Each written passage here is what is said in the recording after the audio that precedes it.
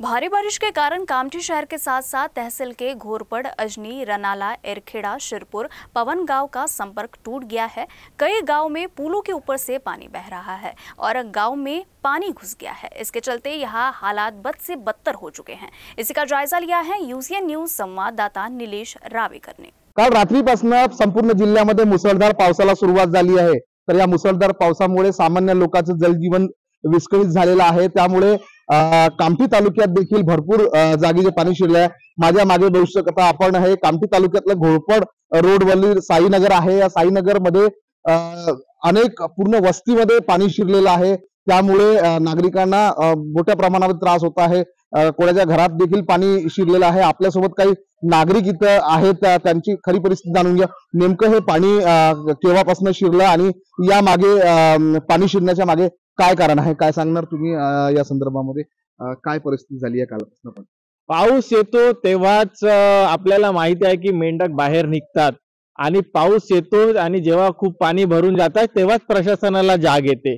त्याचप्रमाणे माझं असं म्हणणं आहे की पहिले जर आपण हे पाणी निकासाचा जर मार्ग काढला असता तर आज जनतेला हा त्रास झाला नसता। ज्यामुळे प्रत्येक भागामध्ये उतार भाग असो किंवा खालीकरण असलेला भाग असो किंवा खालील दर्जाचा जो भाग आहे त्यामध्ये हा पाणी काही दिवसात जर जास्ती पडला तर हा दरवर्षी होणारा हा प्रॉब्लेम आहे। प्रशासनाला त्या दिवशी जाग येते ज्या दिवशी पाणी साचते। पाणी उतरलं का प्रशासन वापस मेंढक प्रमाणे झोपून जाते। संपूर्ण कास्तकार, शेतकरी, संपूर्ण नागरिक हे संपूर्ण या समस्येपासून त्रासलेले आहे। मान्य आहे आम्हाला हे की निसर्गाची ही एक इमर्जन्सी एक सिच्युएशन आहे, पण आपण जर प्रशासनाने योग्य जर नियोजन केलं तर ही सिच्युएशन या समस्येला नागरिकांना, शेतकऱ्यांना तोंड द्यावं लागणार नाही। तुम्ही इथे राहता, काय सांगणार तुम्ही? काय मी गेल्या 5 वर्षापासून इथे साईनगर मध्ये राहतो। दरवर्षीप्रमाणे यावर्षी सुद्धा इथे पावसाची सेम परिस्थिती आहे। गड ग्रामपंचायतला, प्रशासनाला सांगूनही आम्ही लेटर व्यवहार, पत्र व्यवहार केलेला आहे, परंतु हे नियोजन अजूनपर्यंत झालेलं नाही।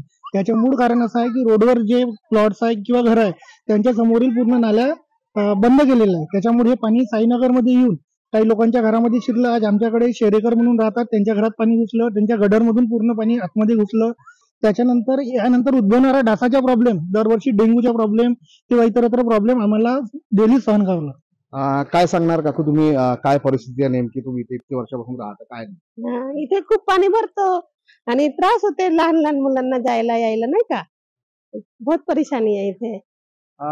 नेमकी जिल्ह्याच प्रमाणे तर कामठी तालुक्यात देखील पावसामुळे पाणी साचलेलं आहे। इतर वस्त्यामध्ये हे पाणी आपल्याला दिसून येत आहे। त्यामुळे नागरिकांना याचा त्रास होत आहे आणि नागरिकांच्या मते कुठेतरी प्रशासन हतबल ठरत आहे।